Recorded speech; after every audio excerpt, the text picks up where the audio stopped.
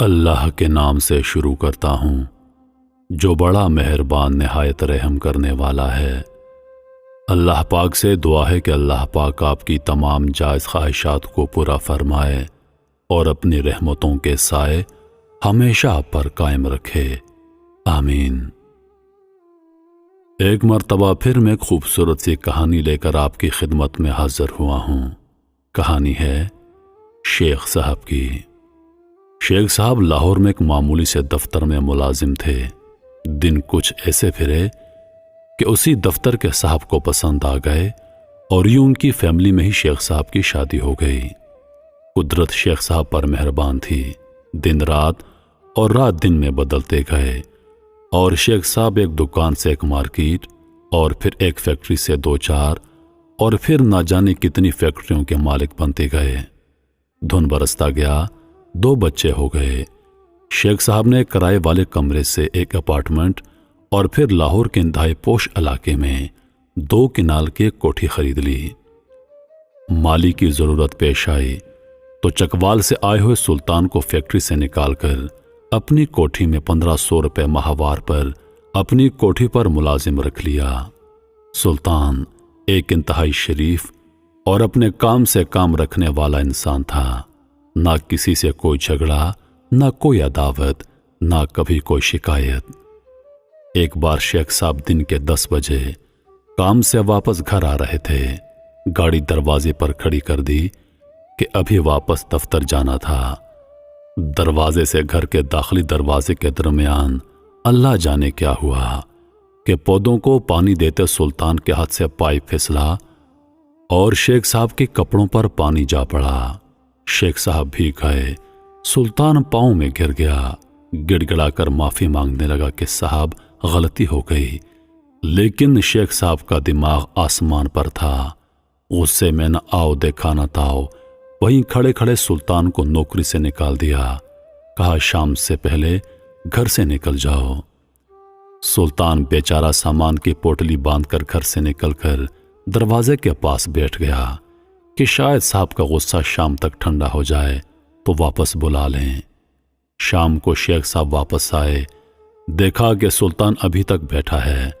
Guard کو کہا اسے دھکے دے کر نکال دو، یہ مجھے یہاں پر نظر نہ آئے۔ صبح ہوئی تو سلطان جا چکا تھا، رب جانے کہاں چلا گیا تھا۔ وقت گزرتا گیا۔ شیخ صاحب کے تیزی سے ترقی پاتے کاروبار اور فیکٹریوں میں ایک ٹھہراؤ سا آنے لگا۔ کاروبار میں ترقی کی رفتار آہستہ آہستہ کم پڑتی گئی، لیکن شیخ صاحب زندگی سے بہت مطمئن تھے۔ پھر ایک فیکٹری میں آگ لگ گئی، پوری فیکٹری جل کر راکھ ہو گئی، کچھ مزدور بھی جل گئے۔ شیخ صاحب کو بیٹھے بیٹھائے کروڑوں کا جھٹکا لگ گیا۔ کاروبار میں نقصان ہونا شروع ہوا تو شیخ صاحب کے ماتھے پر بل پڑنا شروع ہو گئے۔ بڑا بیٹا یونیورسٹی کا اسٹوڈنٹ تھا، دوستوں کے ساتھ سیر پر مری گیا۔ واپسی پر حادثہ ہوا تو وہ جان سے چلا گیا۔ شیخ صاحب کی کمر مکمل ٹوٹ گئی۔ نقصان پر نقصان ہوتے گئے۔ 2 کنال کی کوٹھی بیچ کر 10 مرلے کے عوامی طرز کے محلے میں آ گئے۔ جب عقل سے کچھ پلے نہ پڑا تو پیر و فقیروں کے ہاں چلے گئے کہ شاید کوئی دعا ہاتھ لگ جائے اور بگڑی زندگی پھر سے سنور جائے۔ باقی ماندہ کاروبار بیچ کر اور کچھ دیگر پراپرٹی کو رہن رکھ کر بینک سے قرضہ لیا اور چھوٹے بیٹے کو ایک نیا کاروبار کر کے دیا۔ اس کے پارٹنر دوست نے دغا کیا اور سارا پیسہ ڈوب گیا۔ شیخ صاحب 60 کی عمر میں چارپائی سے لگ گئے۔ ایک دن ان کا پرانا جاننے والا دوست ملنے آیا۔ حالات دیکھے تو بہت افسوس کیا۔ کہا شیخ صاحب ایک بزرگ آئے ہیں، بڑے اللہ والے ہیں، داتا صاحب کے پاس ہی ایک مکان میں ان کا چند دن کا قیام ہے، اگر ان کے پاس سے دعا کروا لیں تو اللہ پاک کرم کرے گا۔ شیخ صاحب فوراً تیار ہو گئے، اس مکان پر پہنچے، ملاقات کی، مسئلہ بیان کیا۔ انہوں نے آنکھیں بند کی، کچھ دیر مراقبے کی کیفیت میں رہے، پھر آنکھیں کھولی، شیخ صاحب کو دیکھا اور کہا تم نے زندگی میں کسی آدمی کے ساتھ بہت برا سلوک کیا ہے اور اللہ نے اسی گناہ میں تمہاری پکڑ کی ہے۔ اب تم یاد کرو کہ تم نے زندگی میں کس انسان کے ساتھ ایسا سلوک کیا کہ اللہ پاک تمہیں اس کی سزا دے رہا ہے۔ شیخ صاحب کچھ دیر خاموش رہے، سوچتے رہے۔ اچانک ان کو سلطان یاد آ گیا۔ شیخ صاحب کے منہ سے چیخ نکل پڑی، گویا قیامت ٹوٹ پڑی ہو۔ آنکھوں سے آنسوں کی نہ تھمنے والی لڑی جاری ہو گئی۔ شیخ صاحب بزرگ کے پاؤں پڑ گیا، معافیا مانگنے لگا اور سلطان والا سارا قصہ بیان کر دیا۔ بزرگ نے کہا، میری بات سنو، پروردگار رازق ہے، وہ رزق ضرور دے گا، لیکن اس کا وسیلہ انسانوں کو ہی بنائے گا۔ اوپر سے نیچے آتے پانی کی تقسیم جس طرح نہروں نالوں کی طرح ہوتی ہے، رزق کی تقسیم بھی اسی طرح ہے۔ پروردگار کے نزدیک ہم میں سے ہر ایک شخص وسیلہ ہے کسی اور کے رزق کا۔ اگر آپ وسیلہ بننے سے انکار کرو گے تو تمہارے حصے کا وہ رزق جو اس وسیلے سے تمہیں بطور معاوضہ مل رہا تھا وہ ختم کر دیا جائے گا۔ تمہیں لاکھوں کروڑوں سلطان کو 1500 روپے دینے کے لیے ملتے تھے، تم نے وہ روک لیے، اوپر والے نے تمہارا معاوضہ ختم کر دیا۔ اب جاؤ اور سلطان کو ڈھونڈو، اگر وہ مان جائے معاف کر دے تو تمہارے دن پھر جائیں گے۔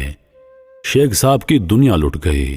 وہ سر پیٹتا گھر آیا، پرانے کاغذات ڈھونڈتا رہا کہ شاید کہیں سلطان کا کوئی پتہ، کوئی شناختی کارڈ، کوئی اور معلومات مل سکیں۔ کچھ بھی نہ ملا تو شیخ دیوانہ وار سلطان کو ڈھونڈنے چکوال جانے والی بس میں بیٹھ کر چکوال چلا گیا، لیکن سلطان نہ ملا۔ چھوٹا بیٹا ڈھونڈتا ڈھونڈتا چکوال اڈے پر آ پہنچا اور باپ کو واپس لاہور لے آیا، لیکن شیخ کے دل کا سکون ختم ہو گیا تھا۔ کچھ دن بعد شیخ صاحب پھر گھر سے غائب ہوئے تو بیٹے کو معلوم تھا کہ کہاں پر ملے گا۔ وہ چکوال پہنچا تو دیکھا کہ باپ زمین پر بیٹھا سر میں راکھ ڈال رہا تھا اور کہہ رہا تھا، سلطان تم کہاں ہو، سلطان تم کہاں ہو۔ بیٹا خود روتا ہوا باپ کو واپس لے آیا۔ چند دن کے بعد شیخ صاحب کا انتقال ہو گیا، لیکن سلطان نہ ملا۔ عزیز دوستو، کہتے ہیں کہ چپڑاسی کو مت نکالو، اس کا رزق تمہارے رزق سے جڑا ہے، اسے تو رب کہیں اور سے بھی دے دے گا کہ اس کے پاس وسیلہ بنانے کے لیے کسی چیز کی کوئی کمی نہیں۔ لیکن کہیں ایسا نہ ہو کہ تم اس معاوضے والی نعمت سے محروم ہو جاؤ۔ محترم عزیز دوستو، اپنے مالی معاملات میں بہت احتیاط کیجیے۔ اگر کسی کے پاس 10-12 روپے رہ گئے تو مت مانگیں کہ کہیں اوپر والے سے ملنے والا معاوضہ کم نہ ہو جائے۔ ڈھونڈ ڈھونڈ کر نیک نیتی سے وسیلہ بننے کی کوشش کریں۔ خاندان میں جو بھی مستحق ہیں ان کا خیال رکھیں۔ یقین کیجیے آپ زندگی میں کبھی تنگ دست نہیں ہوں گے۔ محترم عزیز دوستو، اگر ہمارے پاس آج بینک بیلنس ہے، اللہ کی دی ہوئی تمام نعمتیں ہیں، تو ہمیں چاہیے کہ ہم لوگوں کی مدد کریں، کیونکہ ان میں ہمارے ساتھ غریبوں، یتیموں اور مسکینوں کا پورا حق ہے۔ اگر ہم ان کا خیال رکھیں گے تو یقین کیجئے کہ ہمارا رزق بڑھتا جائے گا، اس میں کمی نہیں ہوتی، کیونکہ اللہ پاک خود فرماتا ہے کہ جب تم میرے راستے میں خیرات کرو گے تمہیں 70 گنا بڑھ کر دوں گا۔ محترم عزیز دوستو، جس انسان کے دینے والے ہاتھ رک جائیں تنگ دستی اس کا مقدر بن جاتی ہے، اور جو انسان غریبوں، فقیروں اور مسکینوں پر پیسہ خرچ کرتا ہے وہ کبھی تنگ دست نہیں ہوتا۔ آپ کے سامنے ہزاروں قسم کی مثالیں ضرور ہوں گی۔ اگر اللہ پاک نے ہمیں یہ استطاعت دی ہے کہ ہم غریبوں کی مدد کر سکتے ہیں تو یہ اللہ پاک کا ہم پر بہت بڑا احسان ہے۔ لہذا غریبوں، مسکینوں، یتیموں اور بے کسوں کی مدد کیجیے، اللہ پاک ہم سے راضی ہوگا۔ اللہ پاک ہم سب کو سمجھنے اور نیک اعمال کرنے کی توفیق عطا فرمائے۔